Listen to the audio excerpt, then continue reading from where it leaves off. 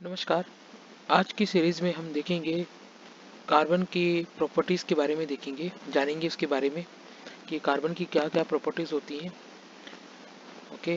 और organic chemistry में ये एक बेस है, बेस की तरह काम करता है। विदाउट कार्बन हम ऑर्गेनिक केमिस्ट्री को पढ़ ही नहीं सकते, इसलिए ज़रूरी हो जाता है कि हम कार्बन की प्रॉपर्टीज़ को समझें। तो सबसे पहली प्रॉपर्टी है इसकी वैलेंसी। वैलेंसी में आप देखते हो कि इसकी वैलेंसी अगर हम देखें तो उसकी वैलेंसी 4 होती है। ओके।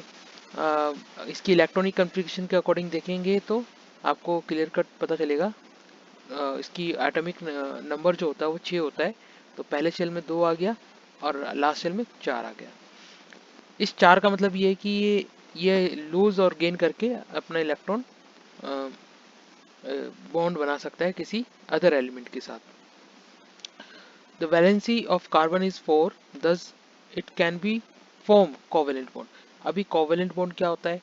तो covalent bond हम उसे कहते हैं जिसमें इलेक्ट्रॉन की शेयरिंग होती है। शेयरिंग ऑफ इलेक्ट्रॉन, इलेक्ट्रॉन की शेयरिंग करके कोई एलिमेंट जब बॉन्ड बनाता है तो इसी को हम कोवेलेंट बॉन्ड कहते हैं। फॉर एग्जांपल ये कार्बन है, ठीक है, इसके साथ हम बेसिकली मैं मीथेन बना रहा हूँ। मीथेन का स्ट्रक्चर है 4 हाइड्रोजन एटम्स के साथ लगे हुए हैं। तो जो कार्बन की वैलेंसी 4 है, जो मैं अभी मार्क कर रहा हूँ, वो 4 इलेक्ट्रॉन इस तरीके से हैं। और बाकी जो बचा ये एक हाइड्रोजन के पास होता है, तो वो एक हाइड्रोजन का इस तरीके से मैं दिखा देता हूँ। तो अब क्या करता है कार्बन, इस 4 अपना और 4 हाइड्रोजन से लेकर एक 8 इलेक्ट्रॉन की ऑक्टेट कंप्लीट अपनी कर लेता है। इस तरीके से वो शेयर कर लेगा। साथ ही साथ हाइड्रोजन भी अपना कर लेगा, 2 इलेक्ट्रॉन के साथ शेयरिंग कर लेगा, एक कार्बन का, एक हाइड्रोजन का, एक कार्बन का, एक हाइड्रोजन का और एक कार्बन, एक हाइड्रोजन का। इस तरीके से कार्बन और हाइड्रोजन एक दूसरे का इलेक्ट्रॉन शेयर कर लेते हैं और अपनी ऑक्टेट कंप्लीट कर लेते हैं। अभी कोवेलेंट बॉन्ड यानी शेयरिंग ऑफ इलेक्ट्रॉन जब उसने कार्बन ने दिखाया, उसी एलिमेंट यानी इसी प्रॉपर्टी को हम कहते हैं टेट्रावैलेंसी। टेट्रावैलेंसी मतलब टेट्रा मीन्स 4 और वैलेंसी मतलब ability to combine, ability to bond. Okay. Next property में हम देखेंगे carbon has ability to form long chains, यानी कि इसके अंदर क्या कैपेबिलिटी है कि ये लंबी चेन्स बना सकता है। कार्बन अपने ही कार्बन के साथ मिलकर लंबी चेन बनाता चला जाएगा। एक कार्बन जोड़ा, दूसरा, फिर तीसरा, फिर चौथा, फिर पांचवा, इस तरीके से n नंबर ऑफ कार्बन जोड़ लेता है। इस प्रॉपर्टी को हम बोलते हैं कैटेनेशन। इसी प्रॉपर्टी की वजह से हम n number of organic compounds को देख रहे हैं या उसको हम स्टडी कर रहे हैं। इसी कैटेनेशन प्रॉपर्टी की वजह से ही हमारे पास बहुत सारे ऑर्गेनिक कंपाउंड्स मौजूद हैं। इसमें एक पॉइंट और जुड़ जाता है कि कार्बन जो है सिंगल बॉन्ड भी बना सकता है, डबल बॉन्ड भी बना सकता है, ट्रिपल बॉन्ड भी बना सकता है। ओके। तो ये रही बात आपकी कार्बन की प्रॉपर्टीज की। इसके बाद इसमें मैं थोड़ा सा ऐड ऑन करना चाहूँगा कि स्टार्टिंग में जब ऑर्गेनिक कंपाउंड जैसी कोई चीज़ नहीं होती थी, तब ऐसा माना जाता था कि जो ये ऑर्गेनिक कंपाउंड है, जो हम जैसे इंसान से जुड़ी हुई चीज़ें हो गई है ना, जैसे यूरिन हो गया, ब्लड हो गया, ऐसी कुछ चीज़ें जो हैं, उसके पीछे ऐसा बताया जाता था कि इसके पीछे कोई वाइटल फोर्स है। और इस ऑर्गेनिक मतलब ऑर्गेनिक कंपाउंड्स को हम सिंथेसाइज नहीं कर सकते, लैब में नहीं बना सकते, ठीक। तो लेकिन ये बाद में उसको तोड़ा गया, अमोनियम साइनाइड से क्या बनाया गया, यूरिया बनाया गया। ये जो है आयनिक कंपाउंड है, आयनिक कंपाउंड है, और ये एक ऑर्गेनिक कंपाउंड है। Organic compound, ionic compound basically वो कंपाउंड्स होते हैं जिसमें प्लस माइनस या एनायन और कैटायन का डिसोसिएशन आसानी से किया जा सकता है। तो इसको थोड़ा सा हीट किया और वो क्या बन गया, यूरिया बन गया। जब ये सक्सेसफुली सिंथेसाइज हो गया यूरिया, तो उसके बाद ये सोचा गया कि और ऑर्गेनिक कंपाउंड को हम बना सकते हैं। अब बात करते हैं, क्योंकि ये बेसिकली टॉपिक जो है शेप को लेकर था, तो शेप किस तरीके से हम बताते हैं किसी कार्बन मॉलिक्यूल का, या कार्बन के कंपाउंड जब बन जाते हैं तो उसका हम शेप बताते हैं, तो किस तरीके से बताते हैं। तो shape of carbon compound hybrid, इसमें हमारी मदद करता है, एक टर्म आती है हाइब्रिडाइजेशन। इस टर्म को हम बोलते हैं हाइब्रिडाइजेशन, जो कि एक किसी कंपाउंड के शेप को बताने में मदद करता है। तो इसमें बेसिकली कुछ ऑर्बिटल्स होती हैं, जैसे s है, p है ना। जैसे s में एक ही ऑर्बिटल होती है, इसमें 3 ऑर्बिटल होती हैं। इसी तरीके से आगे जाओगे तो d f है ना, इस तरीके से आएगी। तो इसमें 5 ऑर्बिटल होती हैं, इसमें 7 ऑर्बिटल होती हैं f में। बेसिकली अभी हम दो ही पढ़ेंगे, s और p, ठीक है। तो s और p में हम बताएंगे कि किस तरीके से इलेक्ट्रॉन आता है और जाता है और एक शेप को बनाता है। तो यहाँ पे एक कॉन्सेप्ट एक और आता है कि हाइब्रिडाइजेशन में सिग्मा बॉन्ड और पाई बॉन्ड, ये दो कॉन्सेप्ट चलते हैं, सिग्मा एंड पाई। सिग्मा जो कह रहे हैं वो बेसिकली s को कह रहे हैं, यानी कि जो s ऑर्बिटल है उसमें जो बॉन्ड बन रहा है उसको हम सिग्मा बॉन्ड बोल देते हैं। और जो डबल यानी p3 में जो बन रहे हैं, p में जो बन रहा है, p ऑर्बिटल में जो बन रहा है उसको हम पाई बॉन्ड बोल देते हैं जनरली। लेकिन ऐसा हो जरूरी नहीं है, क्योंकि d और f भी आगे इंट्रोड्यूस होते हैं। ओके, तो अब जैसे कि एग्जांपल मैंने इसमें लगाया हुआ है कि इसमें sp3 और sp3 एक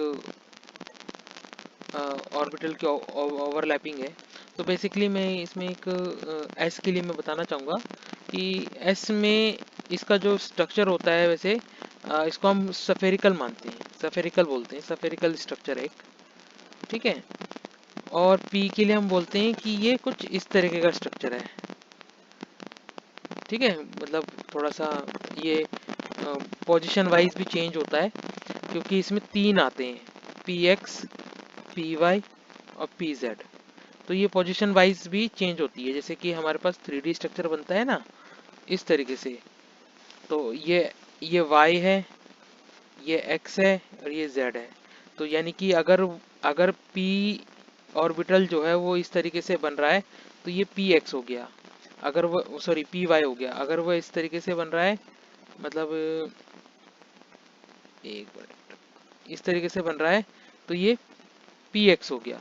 और ये अगर इस तरीके से बन रहा है तो ये z हो गया। मतलब किसी ऑर्बिटल किसी एक्सिस के ऊपर अगर कोई इस तरीके का स्ट्रक्चर बन जाए तो हम उसको नाम दे देते हैं px, py, pz, इस तरीके से जाएगा। अब इसे डायग्राम में देख लेते हैं। डायग्राम में देखो, ये जो ओवरलैपिंग हो रही है, ये जो ओवरलैपिंग हो रही है, यही एक बॉन्ड कहलाता है, इसी को बॉन्ड कहते हैं, है ना। इसको क्या कह दिया, सिग्मा बॉन्ड कह दिया, सिग्मा बॉन्ड है, सिग्मा बॉन्ड। अब एक एग्जांपल और देख लेते हैं, जैसे कि जैसे सी, ये कोई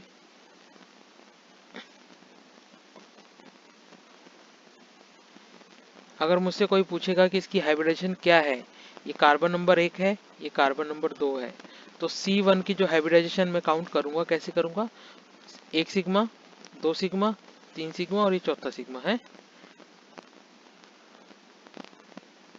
तो कितना आ गया मेरे पास, सिग्मा कितने आ गए, 4 सिग्मा आ गया। अब 4 सिग्मा में जो एक्चुअली में ये क्या होते हैं, पेयर होती हैं, पेयर ऑफ इलेक्ट्रॉन्स।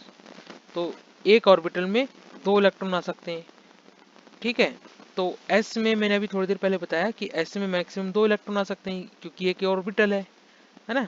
तो यानी कि ये तो मैंने पेयर काउंट किए, तो यानी कि पहले s में गया, एक इलेक्ट्रॉन कहाँ दिया हमने, पहले x में, s में दिया, फिर उसके बाद अगला ऑर्बिटल जब इंट्रोड्यूस हुआ तो वो ऑर्बिटल मेरा कौन सा था, पी था, क्योंकि एस से ज़्यादा, मतलब सबसे कम जो है एनर्जी एस की है, फिर उसके बाद पी की है। तो जब पी में आया तो मैंने एक तो इसको दे दिया, तो मेरे पास कितना बचा, 3 बच गया। तो पी में कितना आ सकते हैं, 3 आ सकते हैं। यानी कि मेरी हाइब्रिडाइजेशन क्या बनी, sp3, जिसकी जिसको हम कह सकते हैं टेट्राहेड्रल। ये एक लिस्ट है कि sp3 बन रहा है, sp2 बन रहा है तो उसकी क्या होगी, sp5 4 बन रहा है तो उसकी क्या होगी। तो ये कुछ लिस्ट होती हैं, मैं इसमें शेयर करूँगा, या फिर वीडियो के एंड में मैं डाल दूंगा। ओके, तो ये कुछ इस तरह का इसमें केस है।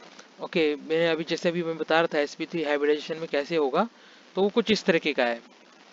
जैसे ये वाला जो केस है, ये वाला, ये तो s में गया, 2s 2s में चला गया, ये 2p(x) में चला गया, ये 2p(y) चला गया, ये z चला गया। तो ये उसके अकॉर्डिंगली है, जैसे मैंने बताया था ना, एक इमेज बनती है इस तरीके की है। तो बेसिकली कुछ भी नहीं है, जहाँ लाइट देख रहे हो कम है वहाँ पे इलेक्ट्रॉन डेंसिटी कम है, और जहाँ पे डार्क है वो इलेक्ट्रॉन डेंसिटी वहाँ पे ज़्यादा है। बेसिकली ये बताया जाने, यहाँ पे ये इस इमेज से ये बताने की कोशिश की जाती है कि जब इलेक्ट्रॉन क्या है, मूव करता है अपने चारों तरफ, है ना, न्यूक्लियस के अराउंड घूमता रहता है ना, हमें ये बताया जाता है। तो इसी तरीके से वो अपने ऑर्बिटल के अंदर भी मूव करता है ना, जिसमें हम नेगेटिव स्पिन और पॉजिटिव स्पिन की बात करते हैं, हाफ स्पिन की बात करते हैं ना। हाफ स्पिन एक ऑर्बिटल के अंदर, जैसे ये मान लो ये एस का है ऑर्बिटल है, तो इसमें एक हाफ स्पिन होगा और एक दूसरा हाफ स्पिन इसके अपोजिट होगा, तो एक दूसरे के स्पिन को कैंसिल आउट करते हैं। तो ये स्पिन वही है, ये स्पिन वही दिखाने की कोशिश करता है कि ये ऐसे ऐसे करके मूव करेगा, ऐसे करके, मतलब इसके चारों तरफ। और ये जहाँ लाइट कम है, मतलब वाइट पोर्शन दिख रहा है, इसमें इलेक्ट्रॉन डेंसिटी कम है। ओके, तो लीनियर ज्योमेट्री के लिए sp है ना, इसकी हाइब्रिडेशन sp है, तो इसका क्या होगा, लीनियर ज्योमेट्री। sp3 जैसे अभी मैंने दिखाया था, उसका कैसा होगा, टेट्राहेड्रल हो जाएगा।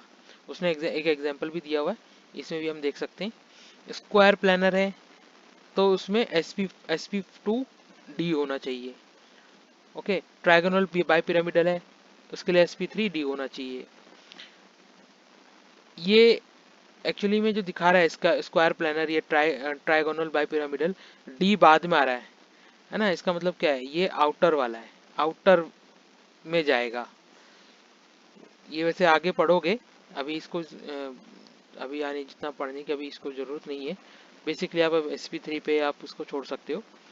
और outer inner orbital, inner D orbital, इस तरीके की चीज़ें आती हैं, ठीक है। तो वो उसमें देखा जाता है कि आउटर में बन रहा है या इनर में बन रहा है, क्यों, क्योंकि डी ऑर्बिटल जो है बहुत बड़ा ऑर्बिटल हो जाता है, एरिया इसका बहुत ज़्यादा हो जाता है ना, सरफेस एरिया इसका बड़ा है, सरफेस एरिया बड़ा है, इसलिए इसमें ये इनर आउटर का कॉन्सेप्ट इसमें आ जाता है, ठीक है। स्क्वायर पे बाय पिरामिडल है ना, sp2d2, ऑक्टाहेड्रल है तो sp3d2, इस तरीके से। अब हमारे पास ये कुछ प्रॉब्लम्स आ रही हैं, प्रॉब्लम्स हमसे, तो इसको हम देख लेते हैं। जैसे पहला क्वेश्चन है कि कुछ इस तरीके से बन रहा है,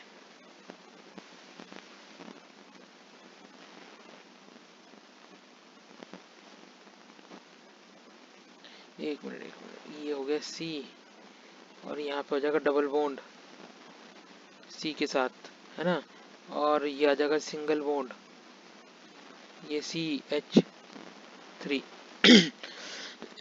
ठीक है। इसके 4 बॉन्ड कंप्लीट है। हमें पहले सबसे पहले चेक कर लो कि 4 बॉन्ड सबके कंप्लीट हो रहे हैं, सारे सारे कार्बन जो 4 को बॉन्ड कंप्लीट कर रहे हैं कि नहीं कर रहे हैं। जैसे इसके लिए देख लो 1 2 3 4, है ना।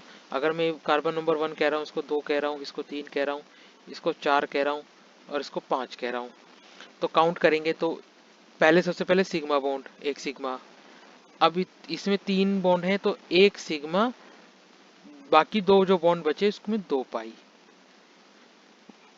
ये तो क्या कार्बन नंबर 1 के लिए। तो कार्बन नंबर 1 के लिए यानी C1 के लिए मेरे पास आया एक, total number of sigma bond कितने, 2 है। ये ध्यान में रखना है कि सिग्मा बॉन्ड ही काउंट होते हैं, पाई को हम काउंट नहीं करते जब ऑर्बिटल की ऑर्बिटल में हम जब डाल रहे होते हैं, SPDF कर रहे होते हैं, तब हमें सिर्फ सिग्मा बॉन्ड ही देखने होते हैं। तो पहला बॉन्ड, पहला तो हमारे पास कहाँ चला गया, S में चला गया, और बाकी एक बचा मेरा उसके इसमें चला गया, P में चला गया, तो ये हो गया SP। तो यानी इसका शेप अभी, अगर हम ये सिंगल कार्बन होता तो लीनियर होता, सॉरी ये इसके साथ C और 1 और 2 के साथ अगर कॉम्बिनेशन देखें तब। इसका भी सेम वही रहेगा, है ना, इसका भी सिंगल बॉन्ड है और बाकी 3 बॉन्ड है, तो ये भी यानी क्या है, इसका भी SP हो गया। फिर तीसरे का नंबर का देखते हैं, तो एक सिग्मा, 2 सिग्मा, एक पाई और एक सिग्मा, तो टोटल नंबर ऑफ सिग्मा कितना हो गए, 3 हो गए। किसके लिए, C3 के लिए। तो यानी कि एक S में चला गया, दो, दो P में चले गए। इस तरीके से हमें इसमें काउंट करते जाना है। बाकी आप क्वेश्चन, दूसरे क्वेश्चन भी देख सकते हो, ठीक है। इसी तरीके से आप ये क्वेश्चन भी सॉल्व करने की कोशिश करना, आपको थोड़ा अंदाज़ा मिलेगा कि ये कैसे होता है। बस ये ध्यान रखना है, अगर डबल बॉन्ड है ना, इस तरीके से है, तो अगर सिंगल बॉन्ड है तो उसके साथ सिग्मा आएगा ही आएगा, डबल है तो उसके साथ एक सिग्मा, उसमें फिर उसके अकॉर्डिंग एक पाई, अगर यहाँ ट्रिपल बॉन्ड होता तो एक पाई और आ जाता इसमें, फॉर ट्रिपल बॉन्ड।